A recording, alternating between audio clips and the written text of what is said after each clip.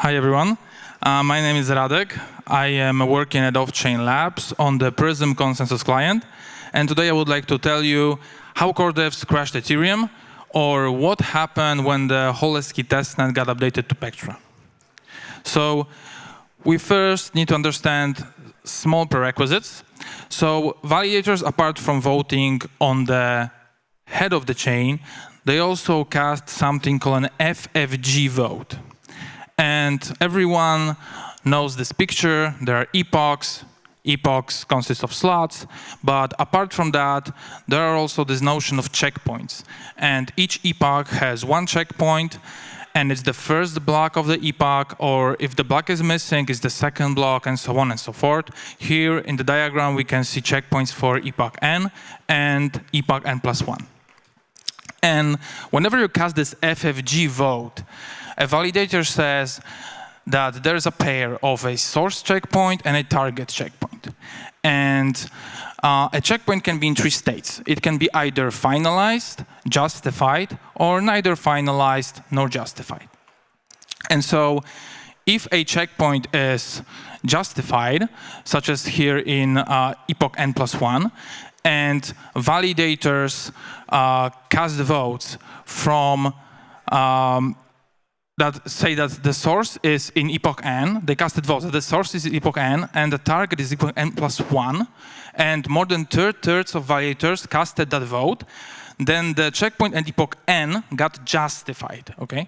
And then later on, you can imagine the same arrow going from checkpoint n+1 to n+2, again with more than two-thirds of validators, and that justified checkpoint n+1 and finalized checkpoint n. And so if a checkpoint is finalized, then nothing, then blocks before that checkpoint cannot be reverted anymore unless at least one-third of the whole stake gets slashed. And let's imagine this scenario. A validator casted its vote where it said the source is at epoch 1 and the target is at epoch 2. And then later on, they cast a vote saying the source is at epoch 0 and the target is at epoch 3. Now this is something called a surround vote, and you can do that. For security reasons, if you do that, then you get slashed.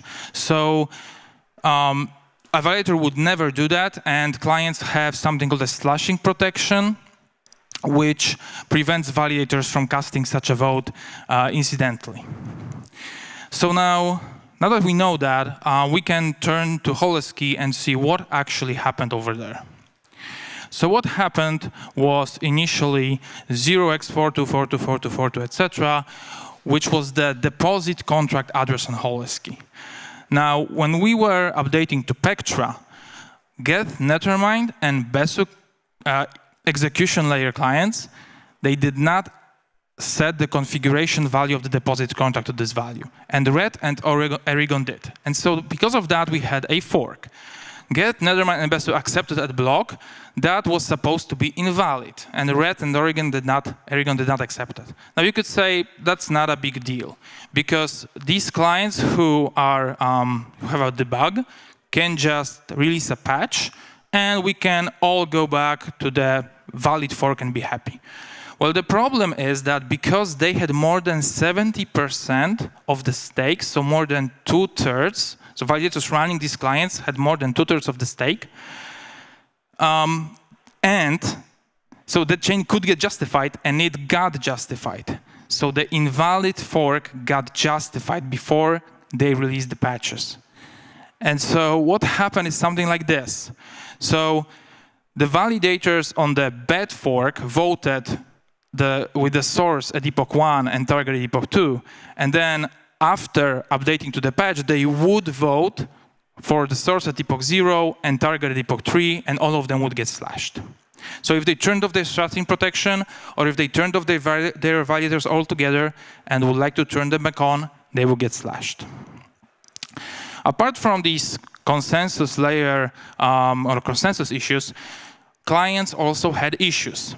So first of all, from Prism's perspective, we had problems finding peers on the valid fork initially, because most of our peers were on the invalid fork. then we had this issue of falling back to syncing because the valid fork, the last block of the valid fork was before the last block of the invalid fork. And so when we got to the head and we had most of the peers on the invalid fork, they were telling us, hey, I know a block which is much higher than your block. And Prism would try to get all these blocks and switch to the invalid fork. Now, finally, when everyone got back on the fork where we should have been since the start, there was a problem with the very long non-finality, right? Because the last finality occurred before the fork happened, and it was already a couple of hundreds, thousands of blocks. And this caused problem because what clients usually do is they store all non-finalized data in memory. So meaning that the longer we have non-finality, the bigger the resources that the clients are using, and both for memory, for CPU. And also on the valid fork, there was about 2,000 consecutive slots without blocks. And this is not your regular case. So Prism was not prepared for that, meaning that the paths for empty slots were not optimized enough. And this caused also a lot of resource usage when we were churning through these 2,000 empty slots. Okay, so we have these issues. Now, how do we fix this? So first of all, we can fix Prism. So the first thing is we added an option to blacklist bad blocks. Now, it's kind of technical why this is necessary, but the thing is that if you sync with something called an optimistic sync, where the execution layer that can't really tell you yet, because it hasn't synced enough state yet, if the execution portion of the block is valid or not. If you receive a bad block, you send it to the execution layer saying, this is the head of my chain. It will just accept it. And then you will keep on building on the bad block. And then after a while, once the execution layer syncs enough of the state to tell you, hey, this block, 5,000 blocks in the past was invalid, Prism would try this very long reorg of a couple of thousand of blocks, and it would just crash. It wouldn't work. So we had to explicitly say, hey, this block, that block is invalid, so that we are not accepting it from our peers. Secondly, even if we're on the correct fork, whenever you restart Prism, or restarted Prism, it started from the last finalized checkpoint, which was quite some time ago. So even though we had all blocks in our database, we would be on the correct fork. We would process these blocks, but every single time when we restarted, we had to process these blocks again and again and again, and it took time and resources. And so we added an option to sync from an arbitrary block, and you can, for example, specify head, and then it would just start syncing from the head. And lastly, the internal caches that we had were not prepared for such long non-finality because there were limits in how much data these caches can store. And so we needed to patch them and add some more, increase the sizes of them so that they can handle this problematic scenario. Now, what about Holesky? This is a much bigger issue, right? So, because these bad validators that voted on the bad fork are more than 2/3, that means that we can't reach 66% of participation without them, and we can't justify or finalize the valid fork so that Holesky can restore. And there are basically two options that we can consider. First option is we make all of them get slashed at once. So we kind of coordinate a mass slashing event. And what this will give us is that they will get these bad validators, they will get slashed. They will be, unfortunately, they don't get removed immediately because that would just save us, but they get put through an exit queue. So it will take some time before they are exited from the chain, and the good validators now will get to 66%. But if we coordinate a mass slashing, then there's something called a slashing correlation penalty, when if many validators make a slashing at the same time, the penalties that they get are multiplied. And so that's why this correlated slashing is a good idea.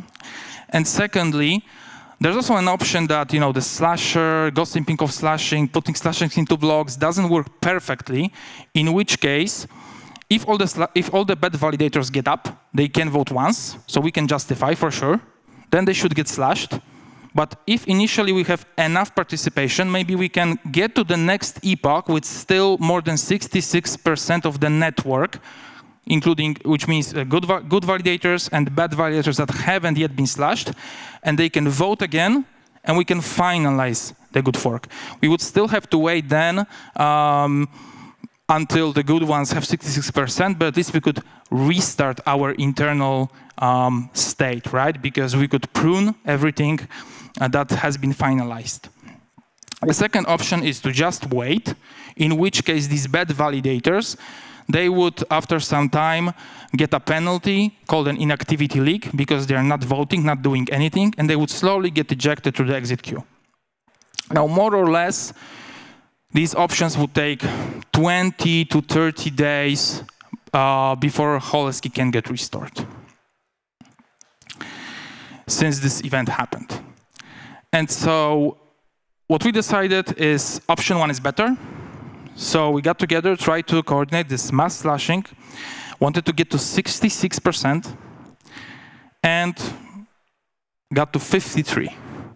So unfortunately, this didn't work, and we kind of had no options left. We couldn't deposit new validators because there's a part of the spec saying that you need to have finalization after you deposit. So in order for the validator to become active, so we can't really deposit new validators when there's non-finality. And so, yeah, what now? So the first thing is we need to wait until Holesky gets restored if we want to continue the chain.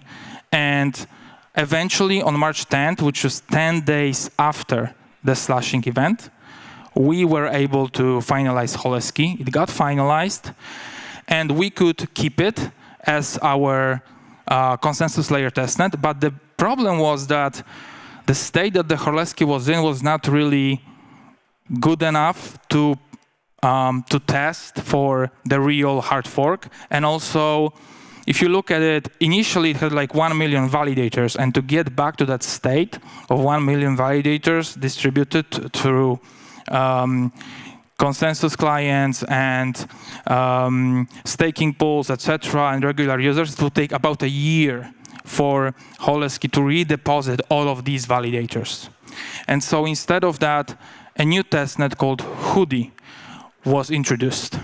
And so Hoodie with 1 million validators was just like a copy of Holesky with validators redistributed as Holesky had. And yeah, and now Hoodie took the place of Holesky as the main consensus layer testnet. It was just the overall, I think, easiest and best way forward at that time. So lastly, let's think about what have we learned from that. So firstly, we learned that we need better validation of configuration, that's for sure. So either manually or automatically, with some tooling, or better yet, all of these combined. Yeah, we need to make sure that such a configuration error never happens again. This custom checkpoint syncing, where you can specify a custom block, is very helpful, not maybe in this scenario, maybe in some future problems or for debugging. So that's a good flag for all clients to have in the future. And very importantly, as part of our testing schedule for the next hard fork, we should definitely test non-finality periods in terms of can clients handle long periods of non-finality, because all clients found all sorts of bugs during this Holesky problem. And this is best utilized on a DevNet which is not publicly facing, and so even if there are issues, and finally it doesn't have to be stopped on a public testnet, and and we can just restart the devnet whenever we feel like if things don't work out. And lastly, we need some better incident response, or some standard incident response, so that in case a similar situation happens in the future, there is no panic, everyone knows what to do. And these lessons learned points I have extracted from a post-mortem, which is available on the Ethereum Foundation's GitHub. And other than that, there are also post-mortems from client teams, from Prism. I know there's one from Lighthouse, and probably from other clients as well. OK, that's all I had for today. Thank you so much.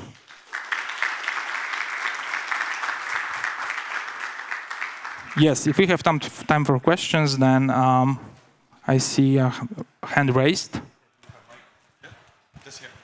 OK. Is there a mechanism in clients that would maybe prevent new block creation if well, the chain is not finalized for some period of time? Like, for example, if finalization stopped, then we kind of decrease the the ratio. No, we are not anymore creating blocks every 12 seconds, but then we kind of create them like twice as less, and then again twice as less, and so on, so that we kind of you don't face this issue of like running out of memory as you described. Is there something like that, and would it help if it was in place? No, there's nothing like that. So you need to have 12-second slots and 1 block per slot. Would it help? There's a limit on how many attestations, so votes, you can put per block. So if you have blocks, I don't know. I mean, if you have blocks spread out more, then I think you would get less votes. But other than that, like something like you described would be a really major change to the specification, because it would affect everything on how to vote, how to propose blocks, etc. So I think it's not really something feasible to do, in my opinion. It's just some chains are doing that. That's why I'm just saying that. Yeah, thanks. Another one? No more question? Yes? First of all, thanks for your talk. I have been in a similar situation in different blockchains. So the incident, as an incident manager, so you have the commiserations from our teams, because I think that might be stressful. So I wanted to ask you, because you showed your slide about the lessons learned in terms of processes and these kind of things. Can you maybe go a little bit into the human part of things, how you guys pull through into these aspects, how hard was to actually coordinate across teams, how was the, what are the things that you recognize that in this disaster recovery scenario that you make actually guys succeed into finding a solution? Yeah, I think it was very hard to coordinate, especially the mass slashing thing, where not everyone was on board even, like, is this the bad idea? Is this a good idea?